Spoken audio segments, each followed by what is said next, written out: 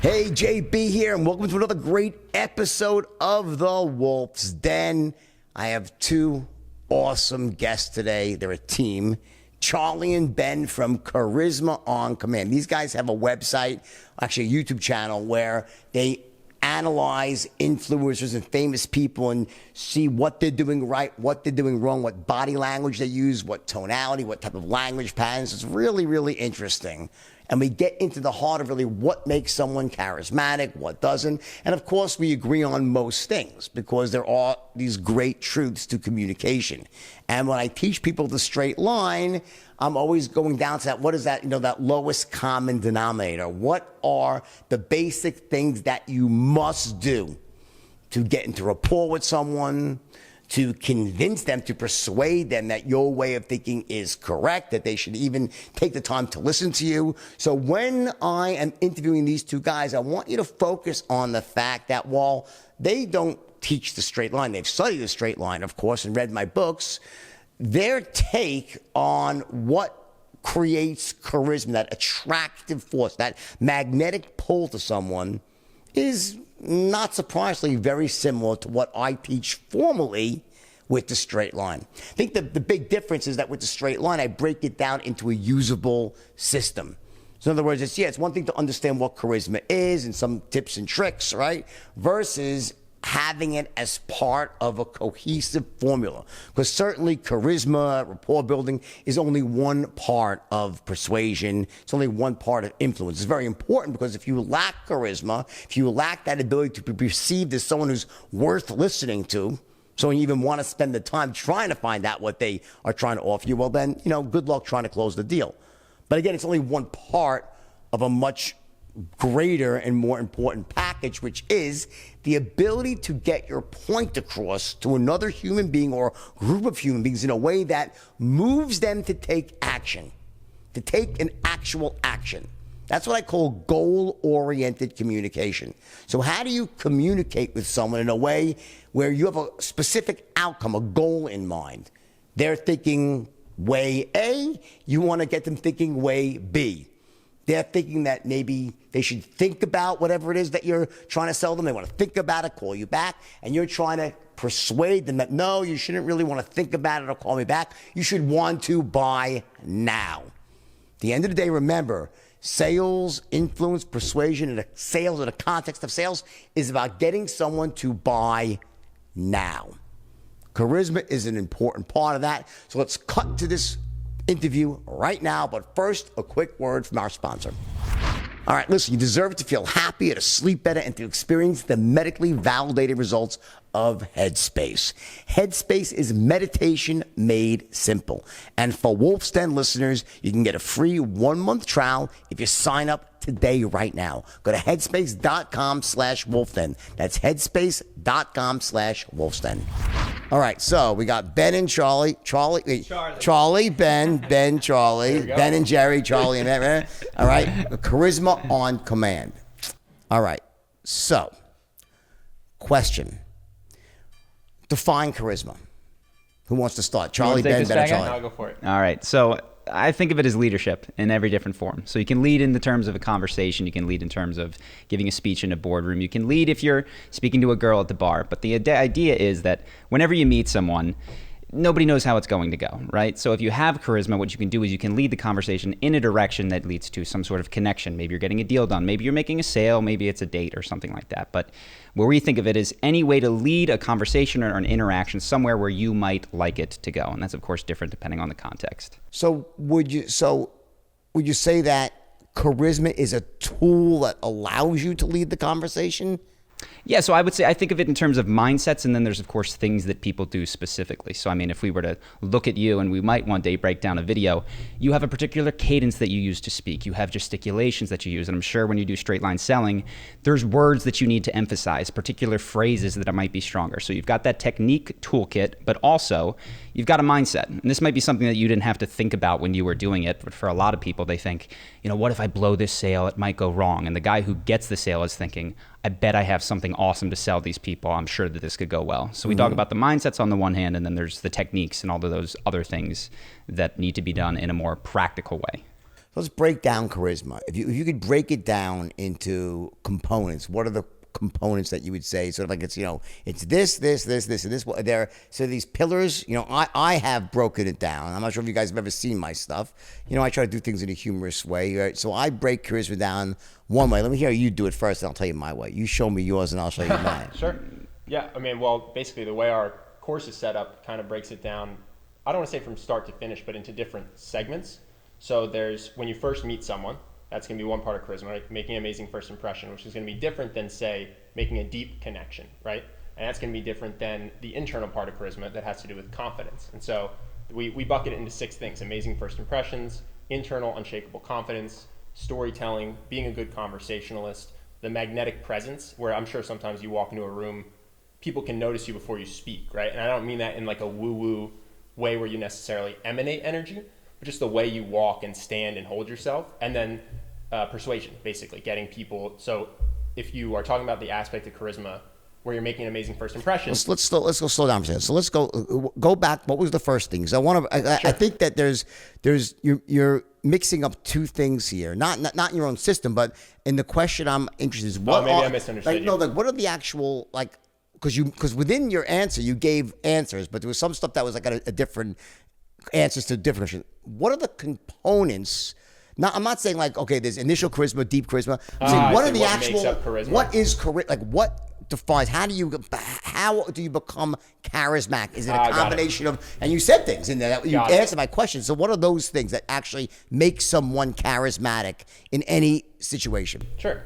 So I think it's funny. There's the things that make you charismatic in the situation and where they come from. Mm-hmm. I think where they come from is the mindsets. Okay. But let's handle that separately. The actual physical outcome. So then where they come from, where people perceive it, it's in your body language, it's in your tonality, it's in your eye contact, it's in the way that you speak, and then it's also in what you say. Okay. Which is to say, there's different types of charisma, right? So there's Bill Burr's charisma, which is loud, over the top, funny. Right. There's Barack Obama's charisma, which is inspirational, but they have similar shared overlaps, which is to say strong body language, strong tonality, things like that. The reason I'm laughing right now is because I had a feeling that if you really were the real deal, and I know you guys are because I've heard great things about you, right?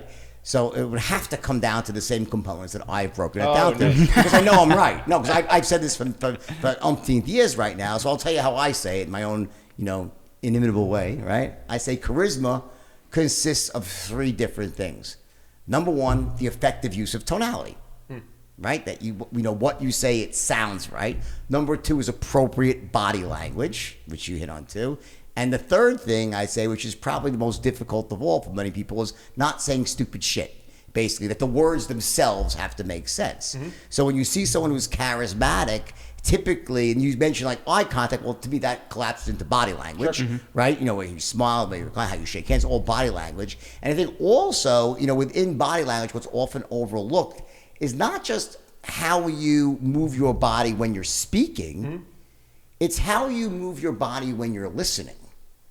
It's your facial expressions, the ums, uhs, the grunts, the groans, right? To show that you care, that you're just like them on some level, right? So let's break those. So would you say that's a pretty fair assessment? Number 1, tonality is huge, right? Yeah. The only thing I would add is if the third bucket is going to be don't say stupid shit, then the context defines that. Because if you're a comedian versus flirting versus at work, there's going to be different rules. And I think sometimes people get confused because they see Russell Brand be incredibly charismatic, saying things that they could not possibly imagine saying, and which you wouldn't say if you were negotiating a business deal. Yeah, I think there's context, and B, there's something called the law of congruency, meaning that you need to be congruent for who you are in reality and also what role you're in. In other words, the way a doctor would speak to a patient is going to be very different the way a plumber would have charisma to someone they walk in their house, yet both times there's massive charisma at play. So it's about the law of congruency. How would you dress? Well, you would dress the way you'd expect an expert and someone that's competent to dress. I think that's a great point too, because when you see Russell Brand and then you see what he says and you see his body language you wouldn't necessarily say is charismatic in the sense that it's loungy, it's slouched, but it fits with who it's congruent with who he is. Exactly. And then when you look at, again, let's say a presidential leader, they might be standing up very straight. Their charismatic body language is so different from him but it fits with their style of charisma. So yeah, I think congruency amongst your, I don't want to say persona, but like amongst your bucket. Yeah, that's definitely important. I had a question for you. So Sure. when you're teaching it, it sounds like, do you focus a lot on the behaviors? Do you go into the mindsets? Because this is something that we've gone back and forth on, is how do you get someone to get there, right? Let's say you're talking to someone who's not there. Do you start by giving them a cheat sheet of kind of what you had, which is a script, and when you hit this word, you got to nail it? Or do you talk about what are you thinking while you're saying this? So how did you go about it? You have to deal with both, because if you only deal with one, so I always say I can get any monkey to read from a script and sound amazing. Getting someone to sound great in a sales setting, right? That's very different than teaching someone to have charisma that would transfer to anything around them, a situation that they could, sort of walking down the street, they could transfer one skill. Now, what you find very often, I remember when I trained all of these kids, with many, back before you guys were, how old are you guys? 33. Okay, so you are, oh my God, barely even born when I was teaching this stuff, right? So I remember a lot of these kids would come in, they would really lack charisma, lack the ability to really, to walk into a room and be that person who was noticed and be deemed a person of power or interest, and you teach them in a context of selling, and it would transfer over to their whole life. That being said, though, I was also, without realizing it, hitting on all their belief systems, their standards, their mindset in terms of their state management. So what I do now, many years later, when I started teaching it in a very systematic way, I divided it into these, sort of two worlds. Like, there's the inner game, the inner world of success, or sales, persuasion, then there's the outer world. So the inner world consists of all the things that happen up here between your ears before you ever go out into the world and take action or try to influence, persuade, or communicate. That's inner world stuff. Things like your ability to manage your emotional state. Are you in a state of certainty, or you're in a state of uncertainty? Sure. I believe that at the highest level, sales is the transference of emotion. The emotion you're transferring is certainty.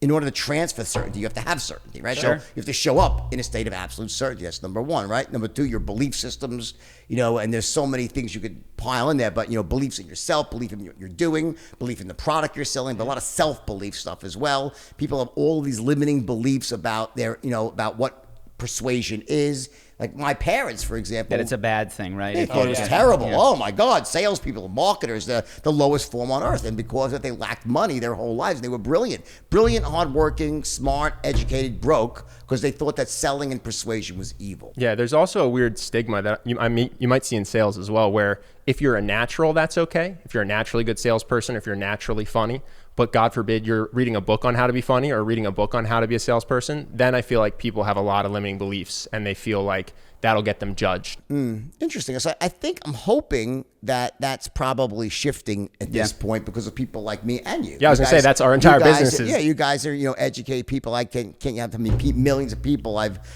touched over the years with my system. And at the end of the day, here's what I believe. I believe that it's really difficult to live an empowered life unless you have the ability to communicate your ideas, your hopes, your dreams, whatever thing that you think has value, an idea, a concept, a product, a service, right? So I couldn't imagine moving through the world without having that ability. Sure. And I've learned and proven that it's a learnable skill. Yeah. I believe it's a required skill, a required course. Every human being needs it, whether you're a mother trying to influence your kids to make their bed and do their homework. You could be a teacher trying to influence students on the value of education, a pastor trying to sell your congregation on a moral principle or a certain religious idea. You could be a politician, God forbid, selling people on a certain, political, your constituency, a lawyer trying to sell a jury on the innocence of your client. It doesn't matter what you're doing, business, personal, we're always trying to get our point across to other people in a way that connects with them and moves them to take action. Without that skill,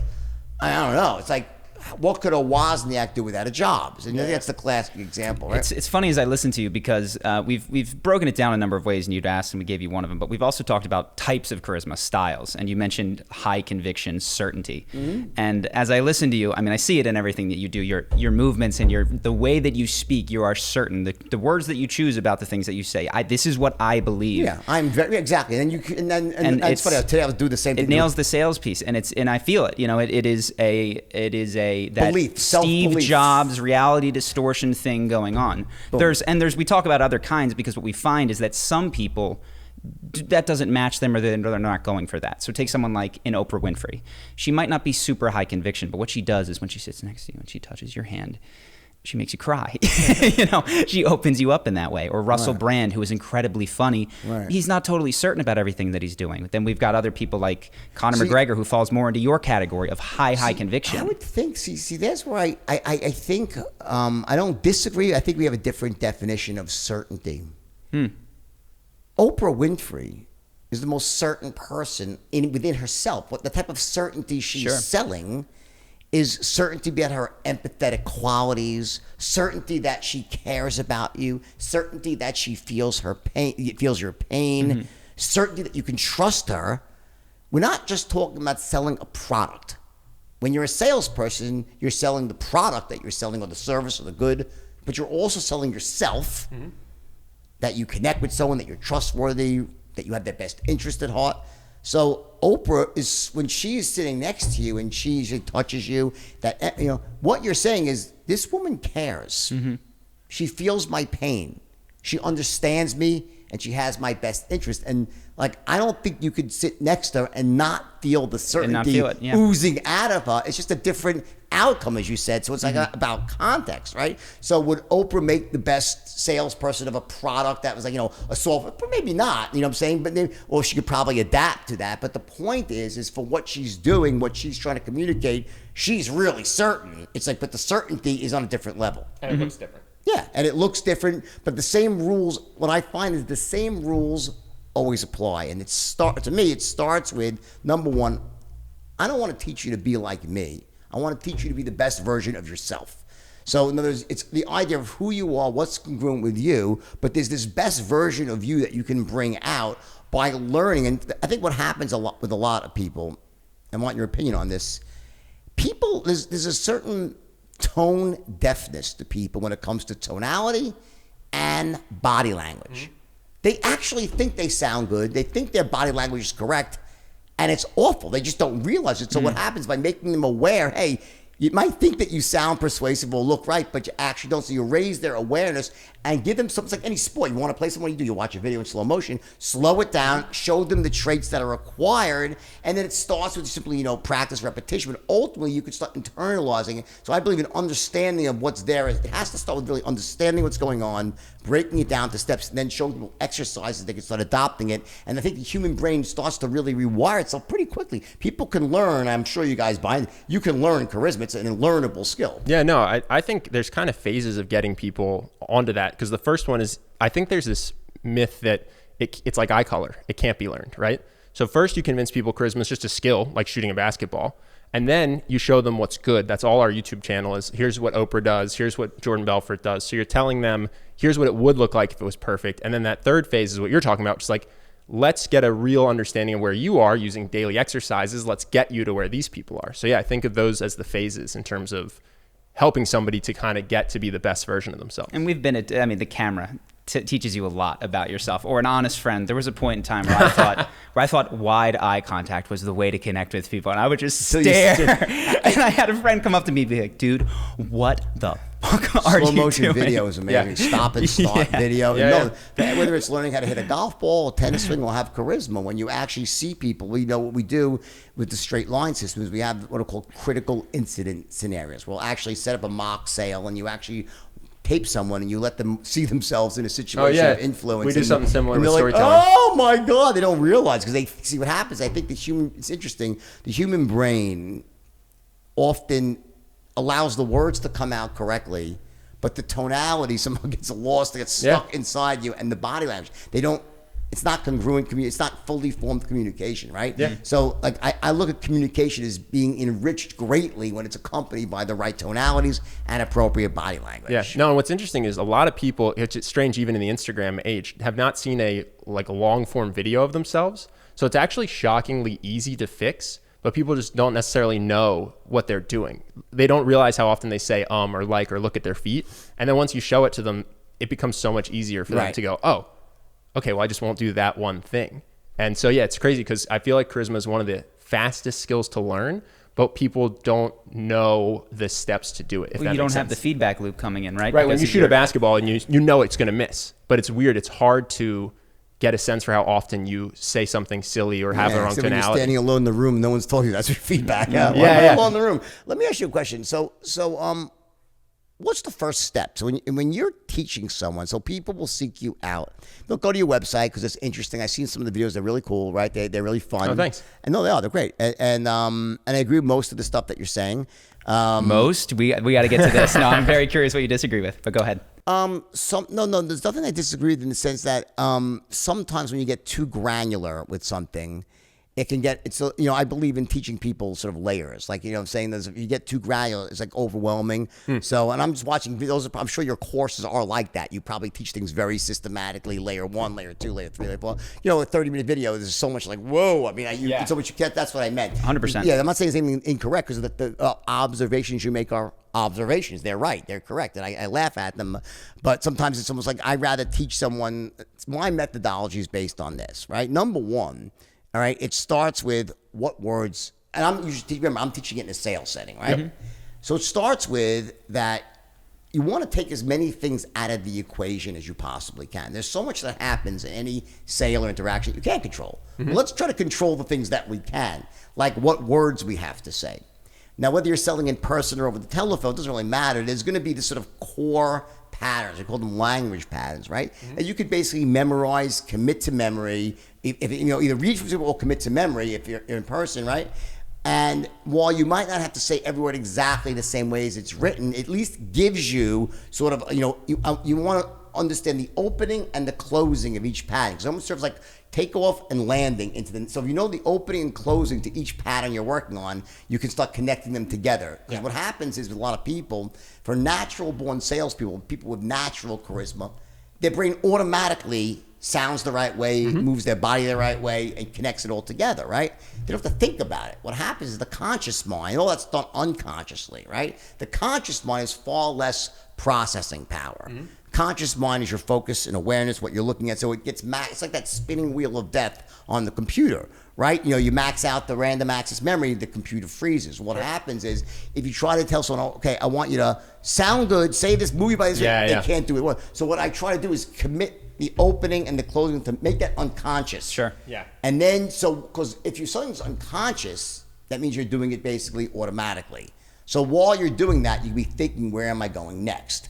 Versus having to tie up all your mental energy. What I'm saying, I can't think about what comes next. No, I completely agree with you. I would actually separate in the world of like the Wolf of Wall Street movie and then your selling technique courses or programs, our Charisma University program is over here. And our YouTube channel is in the middle, which is to say, like, the Wolf of Wall Street is how people get to know about you. It's entertainment. Our YouTube channel, I call it infotainment. It's meant to educate you. Exactly. But it's not the step-by-step. So we have this thing, Charisma University, 30 days, step-by-step. Every day builds upon the next. With the YouTube channel, we don't know who's coming in or out. This might be your first video. It might be your 50th video. And so you're blending humor, learning. Exactly. It's meant to overloading entertain, get your thing. And I'll often say in the videos, like, I'm going to cover 10 things here. You only have to do a few of them and you should focus on them one at a time. But it's meant to be helpful, but certainly I wouldn't say it is as effective as 30-day step-by-step Charisma University. So yeah, let's talk about Charisma University. Sure. All right, because I want to promote it because I think it's a great thing, and my people, it's obviously a perfect message to market match. All my people love this stuff, right? So tell me about it. How does it start? What does it cost? How people find out more about it? Yeah. So as you were talking, I was just thinking it sounds like the story of the people who are touching the elephant, the blind men touching the elephant, as they describe it, they describe slightly different things. And it's very much what I heard because you're talking about the beginning and the end. I go, oh, we have something like that too. And the habits that you say such that you're not in your little gear spinning mind. But we start with first impressions because that's where, if you're not in sales, that's where you're starting your charisma with most people. So the first big part of a first impression is somebody shakes their hand, they say, how are you doing? And we start with, what do you say? Most people say, good, I'm fine. How are you? And right there, you're just not off to a great start. So we always start with be better than good. And I fail this test sometimes, but be phenomenal, be incredible, be amazing, be something. And it's starting that process of high conviction leadership. You're injecting energy into the conversation. Then the questions that you tend to get in normal conversation are, and we flub this with you sometimes, but people ask you asked us, where are you guys from? What do you guys do? right? And if you can knock that out of the park every single time, so what we have that we teach people are scripts that they can build for their own life that hit on a couple of key principles to how they can get someone to want to ask them more questions. So in this case, we said, we're from Philadelphia, we're sitting down to go, we want to get going with the podcast. But what I might say is, well, I've lived all over the world. I spent some time in Brazil, I spent some time here, but I actually grew, and that the person goes, oh, wait a second, there's 6 loose threads that I can grab onto here. I want to hear about Brazil, or I want to hear about your business, or I want to hear X, Y, and Z. And so it was just interesting to hear you talk about how you have these key phrases that you go through, but in an interaction, they're just a little bit different than what it might be in a sales interaction, which is what do you do, where are you from, all that kind of stuff is how the conversation unfolds. So if someone enrolls in Charisma University, right? So what's the landing? Is it charismauniversity.com? What is it? How do you find it? Oh, that's a great question. Yeah, it's charismaoncommand.com. Charismaoncommand.com. /C-University. Probably not the smartest URL. You'll find it if you're curious. We're going to put a link up here. Google has it, on the video so people can see it. And those that are watching, it'll be on. I'll make sure they can find you guys. Plus, we'll do some stuff on Instagram together to promote it. Right? Okay. So they start first of all. Are there different price points? Are there more advanced courses? It's $600, $597 for the 6 week. Well, yeah, it's 6 weeks, 5 days, and then there's bonuses to it. But yeah, so you go through, and Ed Ben mentioned we start at the beginning. We try to get quick wins, and this is to what you were saying. You don't want to overload people. We've tried teaching this a bunch of different ways. And one of the first thing I did was try to dump everything that I possibly could onto some poor person in person and say, do 100 things at once. And then their head exploded and nothing got done. That's what I was referring to with the video. Right? Yeah, exactly. Yeah. And the other thing I think quick wins is an important one to highlight. We'll often see with the 6-week program, if you don't start with something that right away gets a result, people are less likely to go through it. So that be better than good, weirdly enough, it sounds obvious. People will just go do it for a day and come back and say, that was amazing. And now you have buy-in for a week. So now you can get them to the second module about confidence. So yeah, it's kind of structured, not just in the order of a conversation, but also to hopefully hook them with continuous wins and get those victories so that they'll be encouraged to go through the program. And you guys offer payment plans to people that can't afford it. So you have ways for people to get in more cheaply if they're struggling a bit, right? Yeah. All right, listen, take it from me. Life is complicated. Even without COVID, you got to run your business, paying your bills, remembering to pick up your children on time. All that adds to massive stress. Listen, you've probably seen the movies, so you know that I'm not successful because I'm the most even-keeled guy in the world. I've indulged in a lot of things in my life, and stress is definitely one of them. That's why I'm on Headspace, which is the only meditation app that has medically validated results. And for a limited time right now, you can get a free month trial by visiting headspace.com/Wolfsden. This is an easy-to-use application for your phone that's going to reduce your stress level, improve your sleep, boost your focus, and increase your overall sense of well-being. You can get your free month by visiting headspace.com/Wolfsden. You deserve to feel happier, and Headspace is meditation made simple. Go to headspace.com/Wolfsden. That's headspace.com/Wolfsden for a free 1-month trial with access to Headspace's full library of meditation apps for every situation. All right, so I want to tell you guys about one of my favorite parts of every morning, and that's when I have my Athletic Greens. Listen, Athletic Greens is my absolute favorite nutritional supplement. It gives me an extra boost for the day. If you know anything about me, then you know that personal performance is a very high priority for me. 1 scoop of Athletic Greens, I get that feeling, that tingling sensation when your brain and your body are really firing off together perfectly. And that's when I know I'm ready to go out and close at the highest level possible as a salesperson, as an entrepreneur, as a businessman. Make sense? So whether you're training for a marathon, you're trying to lose a few pounds, or you want to elevate your energy and your focus, Athletic Greens is for you. And if your results are anything like mine, I can virtually guarantee you'll have that extra edge in performance that sets you apart. And here's the deal. Right now, Athletic Greens is offering a free 1-year supply of vitamin D and 5 free travel packs for the Wolf Den listeners. You'll basically never have to buy vitamin D again. Simply visit athleticgreens.com/bonus to get started with this limited time offer. Again, simply visit athleticgreens.com/bonus linkedin.com/bonus and get your free year supply of vitamin D and 5 free travel packs. One of the things with the straight line system I teach people is that, you have 4 seconds. Now, you could say there's 3. Harvard said this second. I said this back literally in 1988. You have 4 seconds to establish that you're 3 things. Number 1, sharp as a tack, enthusiastic as hell. This is in a sales setting, an expert in your field. Right.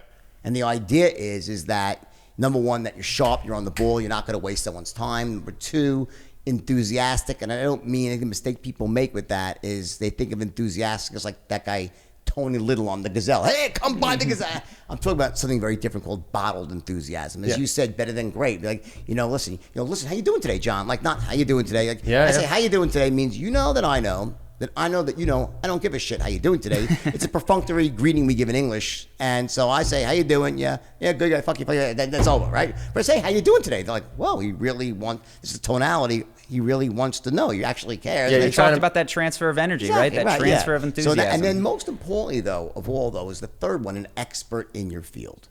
See, what I realized very early in the game here, when I was in my early 20s and running this small firm at the beginning, is that I was able, for some reason, to close people that my kids, I was 23, they were 19, 20, right? They couldn't. And I realized what was happening. I had a certain way of sounding that people perceived me as an expert. Sure.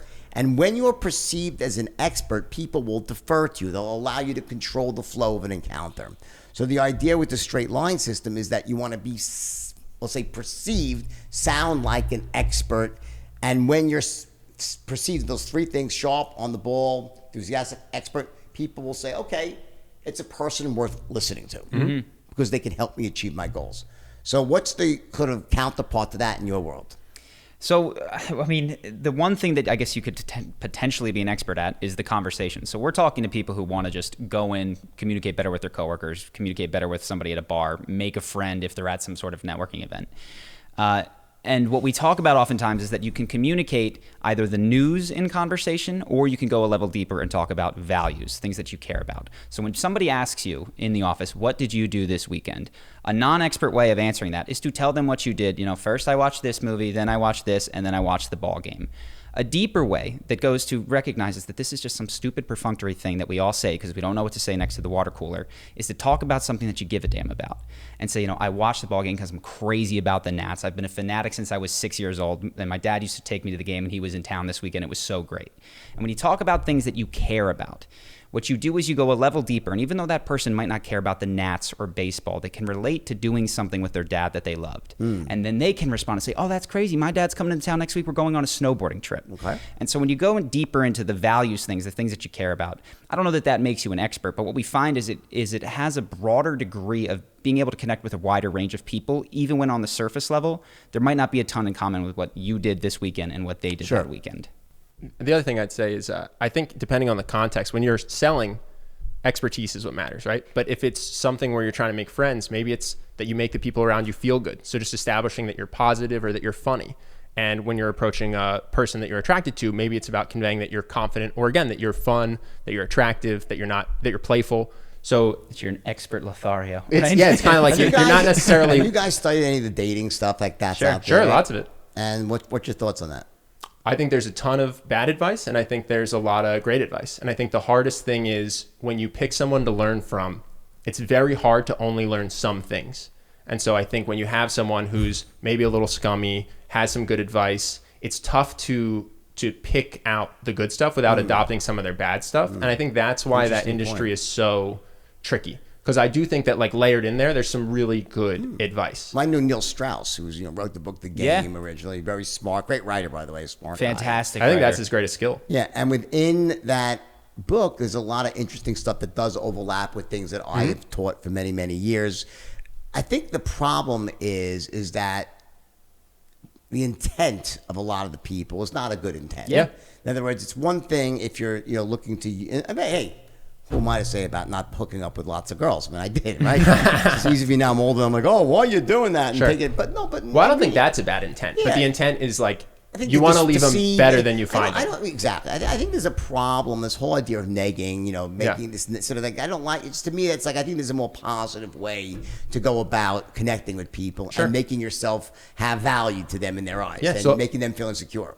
So there's a great example from the game. There's this idea of making up a fake question to start a conversation. That's bad. It's lying. I agree. It's also totally unnecessary though, because what it's trying to teach a much better version is exactly. Don't walk up and shyly say, "Hey, you're really pretty. Can I buy you a drink?" Right. Instead, start with an interesting conversation. But that can be an honest part of the conversation. And so there's this thing where it's almost like lazy thinking. In other words, there's a much better version of that. Is to be interesting, be cool, right? But be congruent and honest. And they're not mutually exclusive. Right? Recognize that people in bars specifically are out to have fun. And so if you approach them in a way that's low energy and boring, you're sucking the fun from them. You're basically taking value from their night. Very good point. Come in and make it fun. But then again, the overreach is like, and the way you do that is by making up a story about, I think there's literally one about like little people having a fist fight outside. It's like, you don't have to do that. Just think of your own life and what's interesting or something in the moment that's genuine. Right. So it's weird. The dating industry is weird because it's got good stuff, but layered in with really well, this is why bad advice. We talk a lot about the mindsets as well, because unfortunately what it boils down to is if you give everyone just the tricks, just the surface level stuff, they will just copy the thing that the cool guy said, and it won't be true for them. And I assume it's the same in sales, which is if you're selling a shitty product and you're the most confident, charismatic sales guy, and this is going to work for you, but deep down you know it's not. It's like this went from being something that was amazing, you were going to share a great product with someone, to now you are screwing people all of a sudden. And even if you get one sale, you're not going to get any more, because once they get the product, that's it. They're going to think it's crap. Yeah, well, certainly there's a big, there's two sides to it. One is, you're right. So like I always say that, at the end of the day, what makes a sale ethical, assuming someone's not outright lying, right, is that, are you leaving the customer in a better spot? Are you actually helping them? Is there value?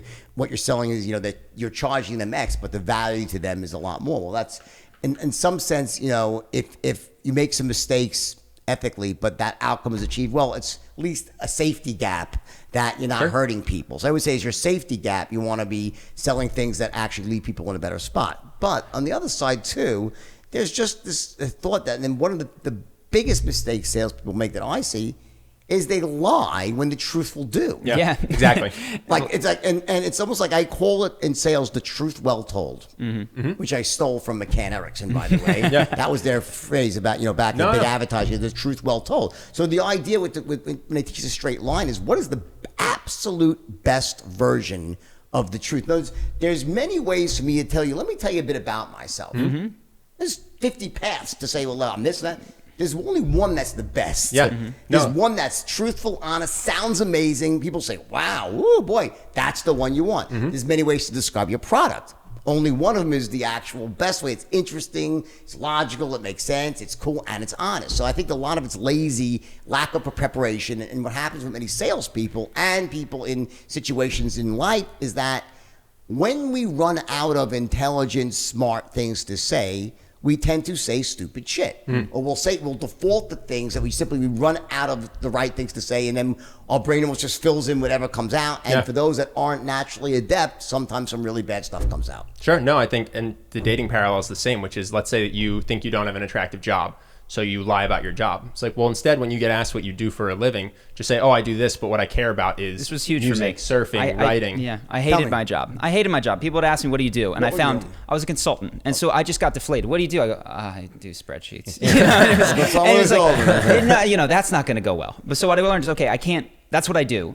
So somebody asked me, what do you do? And I say, do you mean for fun or to make money? And they would always go, well, tell me both. And I say, well, for fun, I love the guitar. I've been so into guitar since I was 15 years old, and I had a crush on this girl, Sharon, and I haven't given up ever since, right? And now I'm talking about guitar, and she's interested. Well, what kind of music do you play? And she doesn't care about the spreadsheets. Again, what we think of these questions that they're so literal, where are you from? What do you do? People are giving you an opportunity to tell them something fascinating about you that you care about. And so that's what we often try to do. I was also reminded as you were speaking of, the truth well told. One of the tenets of sales is that you qualify. And it's the same thing in life. But what people don't understand is that they've learned the words to act like they're filtering people out of the sales process without actually being willing to filter people out of the sales process.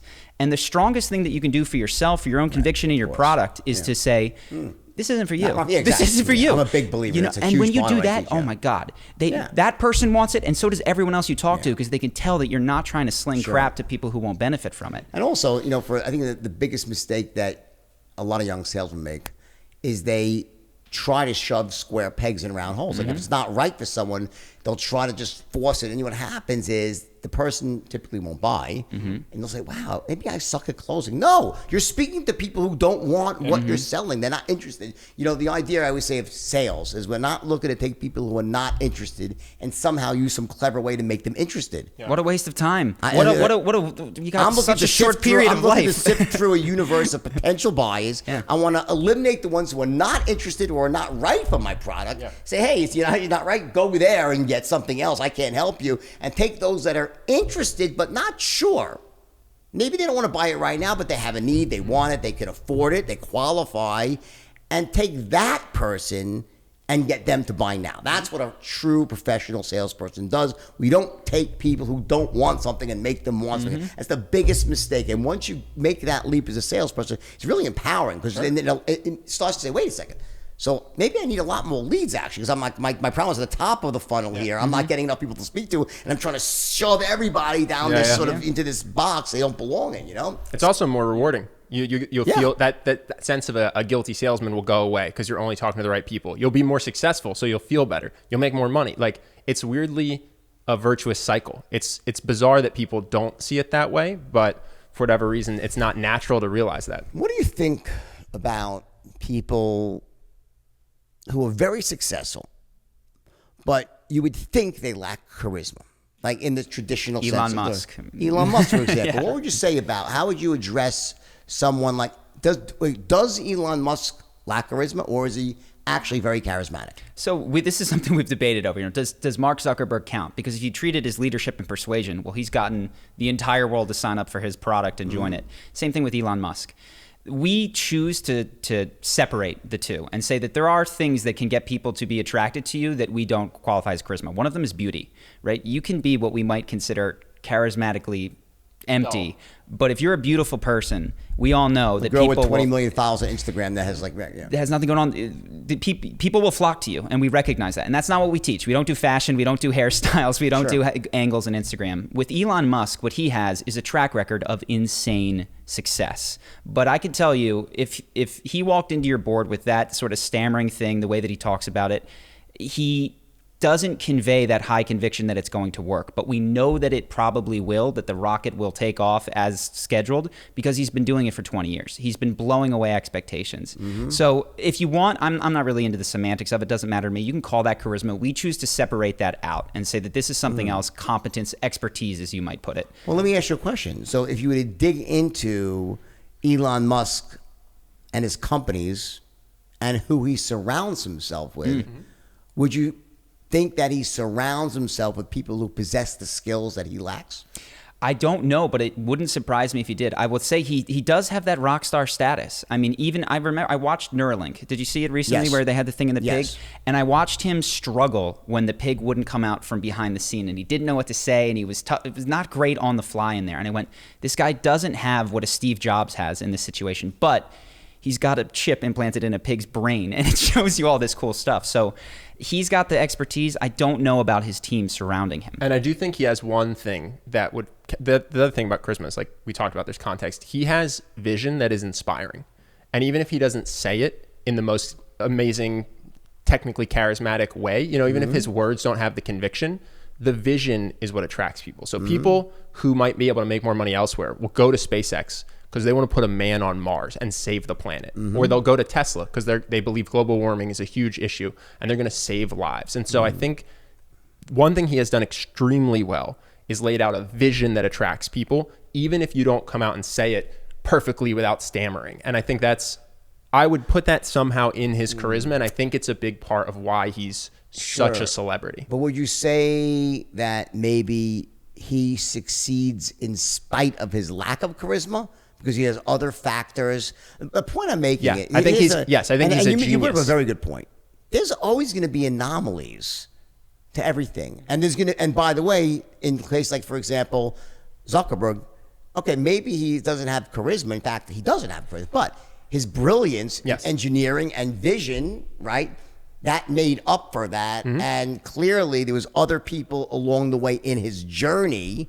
Okay, so how would he need charisma? Why would he need charisma? Well, he probably needed someone like that Sean what's his name from Napster, right? Yeah. Sean, anyway. Anyone. Now, again, I'm not, so the point is that No. that person, someone had to bring in the bankers, right, and talk to them.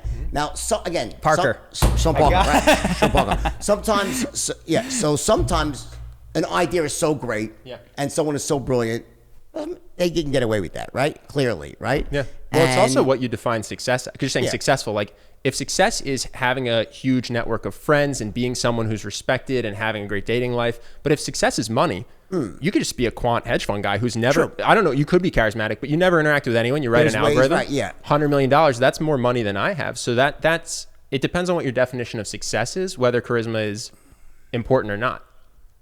The question is would his life be even better? See, it's not just money, it's quality of life. Do you think that someone like Elon Musk says to himself, I really should work on this. I'm kind of quirky. Or he says, you know what? My quirkiness is working for me at this point. It's almost my brand is based on quirkiness. And he's almost created his own little reality distortion field around him. But let me just, before you answer that, there's one other thing about Elon Musk. Belief. His self-belief. And that's intoxicating to people. I believe that at the end of the day, if a belief comes to combined with a track record of success, it overcomes a lot of stuff. Problem is that Elon Musk's formula is not duplicatable. That's the problem for someone like you or me who teaches people to succeed. I can't say, okay, just do what Elon Musk, be quirky and don't communicate well and just go invent something and then have 4 successes and you'll be rich. Not probably a duplicatable path to wealth. Tougher path for sure. Yeah. So what happens is the idea is, okay, how do we stack the deck in our favor as much as possible? Clearly, by being charismatic, it opens up doors. It makes raising money easier. It makes attracting the right people into your life, partners in business easier, communicating with your customers and so forth. So it's really more about that. What are your thoughts? I agree. And I also think I've never heard anyone regret having charisma, if that makes sense. Like, the pursuit of fame can be hollow. Sacrificing your relationships for money, people will regret. But I've never seen someone say, I wish I had worse friendships, or I wish my relationship in dating was worse. I wish people didn't listen to me as much when I spoke in groups. So it's a weird question because you don't need success to be charismatic. And you could be incredibly happy without it. But it does seem like when people learn the skill and focus on it, they find it very rewarding. Who's the elephant in the room when it comes to charisma? There's one person that stands out. Like, you have to kind of dissect them to like say, okay, let's make sense of this. All right. Got it. So how would you describe that? Do you mean like the most charismatic person that we've covered or looked at, or? Let me put it this way. I won't be so quiet. Donald Trump. Sure. Oh, yeah. How do you unpack? blew my mind. Oh, we've done tons of videos. Yeah, so how do you unpack that? Because on some level, he breaks so many rules, but he's, has 70 million people who literally love him. Yeah. Probably 60 million, 10 that just voted because they were just... No, I think he's you have to say he's charismatic, whether you like him or not. You have to say he's charismatic. Oh, and by insane, I mean incredible. So 2015, Donald Trump is in the Republican primary, and I start getting these messages. You got to do a charisma coverage of Trump. And I'm going, that joker? Who are you talking about? No way. I get enough of him, and I go, okay, I'm going to watch some of it. And I remember my jaw hit the floor. I was like, this guy is going to win the presidency. And I actually made a bet before he won the Republican primary. I didn't know it was illegal at the time. I found an Australian bookie, and I bet money that he was going to win. And he wound up winning. But what I saw in him was it's a charisma that is perfectly suited for the times, which is it's a media charisma, because his charisma is so polarizing, right? But it plays well in short snippets on TV.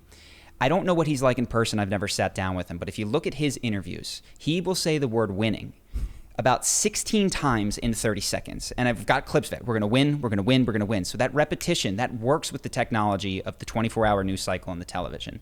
In addition, he's got these brandable things. You've got Crooked Hillary, Make America Great Again, Lion Ted, Little Hands Marco, right? And he just went down the line of the Republicans and not, weak Jeb. And I watched him. He found that the audience reacted to weak. He's got this incredible ability to read an audience, see what's working, and implement it in real time. And I think it's instinctual for him, because I was watching some of the debates, and when he said weak and the audience went berserk, he didn't let go. And he just kept going. And he put Jeb Bush out with $100 million of spending. He made him look like a chump. So he's got a ton of stuff going on. The insults are incredible. He has a way of injecting humor as when he's in hot water that, if you've ever been caught doing something bad, but you can make the person laugh as they're trying to be mad at you, you're out. You've seen the clip where he's being accused of being a misogynist, and it's something that could potentially hurt his campaign. Exactly. And in one joke, and the audience being there is incredible, because the audience laughs. Now you're watching on TV, you see the laughter. It gets a bit of a mirroring effect. And so with that one joke, he just throws the whole argument away. And Megyn Kelly's go, wait, and it's over. The moment Whereas with no audience, maybe she'd have a chance to interject. But with that laughter hits, it's like water on a duck. Holy, that was a classic line, by the way. Yeah, I mean, he knocked it out of the park. And I would say I didn't make the same prediction this year, because he seemed, I don't know if it was the job of the presidency, less on. I think he should have, 2016 Trump would have knocked Joe Biden out so easily. Would have been the easiest layup for him. I don't know what was going on in his life. I imagine the pandemic, being the president, all of these things. But I saw his instincts take a dive in the first and second. So the first debate, where he would not be quiet the whole time, talked the entire time, that actually wasn't how he was with Hillary Clinton. He had these barbed interjections, because you'd be in jail. Yeah, he'd wait for her to screw up, and then he'd pounce. He wouldn't just cut her off the whole time. And so he came across as a bully and a jerk, as opposed to just those really incisive cut her legs out from underneath her. And that was mostly the first debate. I'm trying to think of the other moments in the debate, but he was... Well, he also, I think he found an angle he liked, which is that Joe's old or has dementia or whatever you want to call it. Sleepy Joe. Clearly, didn't really connect. And it didn't resonate with people who weren't decided. So his base might have loved it, but no one switched because of Sleepy Joe. And maybe senile Joe would have been better. He didn't experiment with it. And I think, to be fair, he got COVID. He's running the country. Whereas when he was running in 2016, it was his only job was to run for president. But I think that those tactics that worked, he abandoned them, because each of those nicknames wasn't the first. He didn't immediately get Weak Jeb, Lion Ted. He tried Lion Hillary, and it didn't work because he did Lion Ted. So then he did Crooked Hillary. Yeah. And he just kind of didn't go back to that same playbook. Interesting. And so I think his base clearly was very rallied by him, but he didn't discredit Joe to the people that were going to vote for him before, let's say, October. There was a lot of confirmation stuff. So just to elaborate on this last point is, if you think of Hillary, Crooked worked because there was the Benghazi stuff, there was this emails, and it was plausible. Weak Jeb, he steamrolled Jeb. You go back and watch some of those. Jeb tries to talk, and he just runs him over, and he makes him look weak. So he's saying these insults and then making them come true. Lying Ted, and then he said he's a Canadian citizen, and he's making his barbed insults come true. Then he goes Sleepy Joe, and Joe Biden makes it through 3 debates without a ton of issue. Yep. I was ready for Joe Biden to fall apart, stumble over his words, and he really did not struggle that much. And Trump didn't adjust. He didn't find an angle that was more plausible. His rigidity in the 2020 election is a big part of why I think he lost, because there was... Did he lose? Well, here we are. We don't yet know. We'll find out. I mean, it's really, I'm concerned, because I'm watching when you guys... Right before you guys came, there was stuff on TV. They are not like going down quietly into the good night.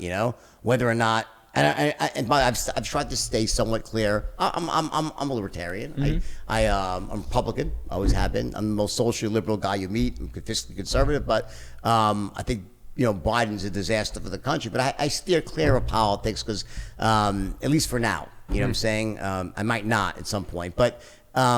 What I noticed this time, though, there was something.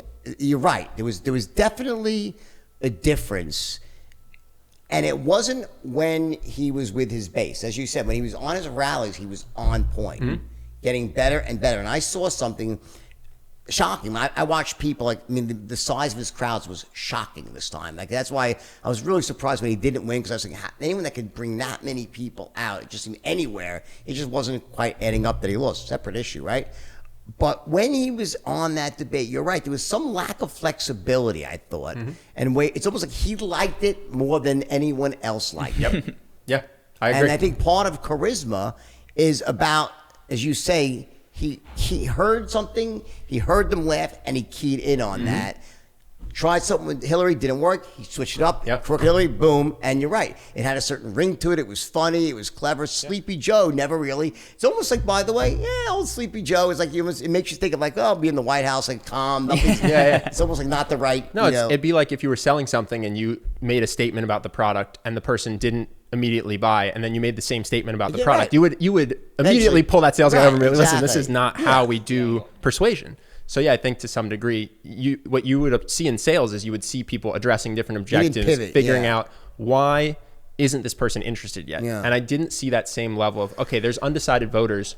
What do they care about? Give me an example of times with Trump where you think he really screwed up, meaning he did not communicate what he really thought. He made a mistake. And you think of certain times that he really put his foot in his mouth from the perspective of charisma, way he really could. Let me give you one of mine before you answer. I got one. Yeah. I was wrong. I thought he screwed up with the whole sex tape thing, and he went full Scarface. He's like, I'm not a boss. I was like, whoa, and he was right.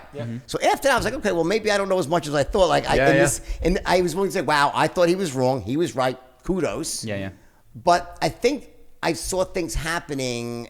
Like, for example, and I'll let you speak, with like not denouncing the Proud Boys. That's exactly. And he's done it in the past. Just like not giving them, almost making it too easy for the other side to say something negative. What are your thoughts? That was exactly the one that came to mind for me. And I think what he might have lost track of, I don't know, I can't read his mind. But in that situation, you have to consider that everybody who's watching hasn't watched all your rallies, hasn't heard everything you've said, hasn't watched every news thing. This is your first chance to say what you want to say. Like, I'm against it. Period. Exactly. Right. Assume that they haven't heard it the other times if you had. And he fumbled around that and circled around it and wouldn't say it. It was such a lineup knockdown to go, of course I denounce white supremacy. Now, can I denounce this particular group? I don't know a ton about them, but white supremacy in all its forms, it was a miss. That's such an easy knockdown. And Joe did it when he was like, I've never heard you say you support law and order. And he said, I support law and order and justice. And by the way, that's also... I've contradicted 100 times fast. I support law, right? Yeah. And in the tweetable world, think of Trump's stammering. Even if you like him, you can't necessarily tweet it. But I support law and order and justice. That goes on a tweet. That goes on Instagram. That goes... So just by keeping it tight and answering it directly, it becomes more persuasive to the people who didn't watch the debate.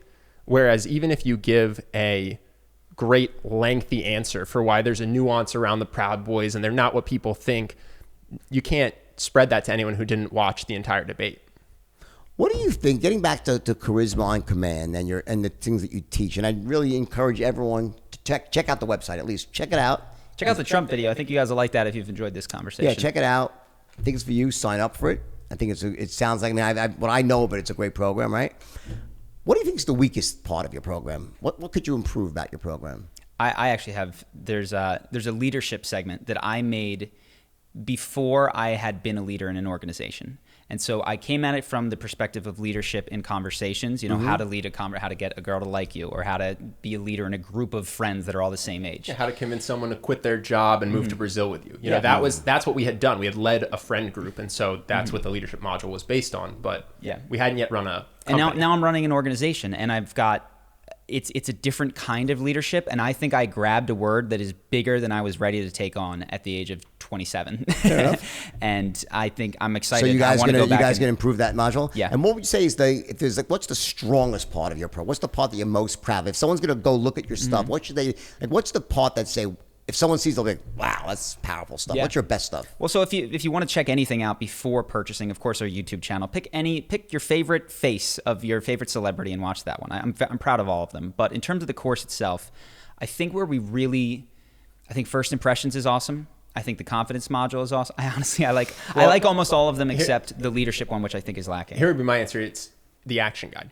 which is to say, so we have a 60-day money-back guarantee. So you can join the program. It's only 30 days. You can literally take it twice. And then on day 59. If they want, take advantage of you, right? Yes. People don't do that because people are basically honest when they get value. Yeah, exactly. So they can decide if it's worth the investment or not. But every single day has a 20-minute teaching video, but then it also has what to do that day to make it a habit. Sure. Because to your point, if all you do is get through Charisma University and watch every single day at home without doing the action guide, you're passive. But if you do the actions every single day for those 30 days, you will be changed. And so that to me is the part that I think is the strongest. And that's why I like the guarantee so much. Because like if you do the action guide and you don't feel changed, just get your money back. But I'm very comfortable making that bet. I like the action guide a lot.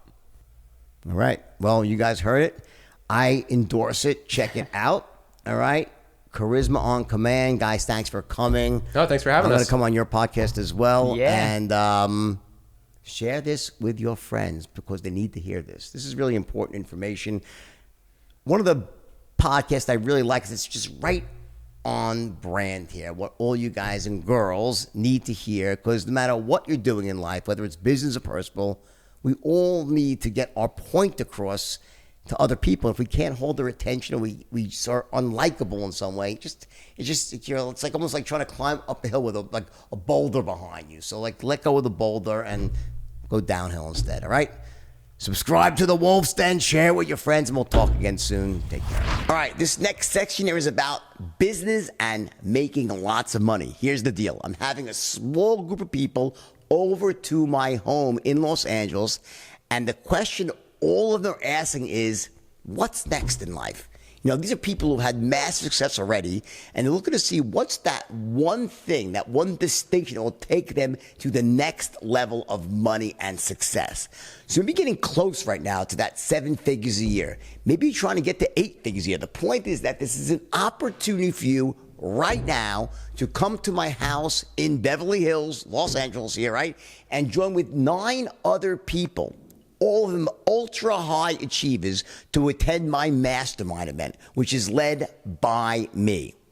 Now, what's going to happen here is very special, and it's going to be nothing short of life-changing. You and this group of top business leaders are going to spend the weekend with me in intense, regimented brainstorming sessions, where you're also going to get to have some time, about an hour or more, with one-on-one consulting with me personally, along with a special breakout session where I'm going to be sharing the most cutting-edge secrets of sales, marketing strategy, things I'm using myself right now to scale my own businesses in a massive way. But the real magic, by the way, of this mastermind is you're also going to sit in the hot seat in front of all these other top performers. In other words, every person in the mastermind is going to have that opportunity for an hour or more to sit in the hot seat where all the collective energy, brain power, and experience will be laser guided on you, focused on you and your company, and helping you take things to the next level. Things that you thought were impossible before this day will start to become very possible for you as soon as you leave. When this is over, you're going to go home feeling energized with new ideas, new plans, and most importantly, a network of very powerful new contacts who are going to help you make them happen fast. In other words, I'm opening up my entire Rolodex to you, as all the people who are attending to do the same. I'm telling you, the results that you're going to get here from this mastermind will be nothing short of staggering. Now, a little bit about how this actually works. First, you're going to fly into Los Angeles, and my driver, Abdul, will pick you up at the airport. We'll have your favorite drinks waiting for you at my house. We'll also have a world-class chef there to cater some of the best meals you've ever had. This is going to be fun, and it's going to be about learning and business and camaraderie, all the best things in life wrapped up into one. I guarantee you will walk out of this mastermind event with a new, improved, much bolder, and more powerful vision for your future, a new plan, and massively powerful new context to take your life and your business to the next level. So what you need to do right now is go to jordanbelfort.com/mastermind and apply. That's jordanbelfort.com/mastermind and apply right now. Do not miss this opportunity. It's once in a lifetime and it's life-changing.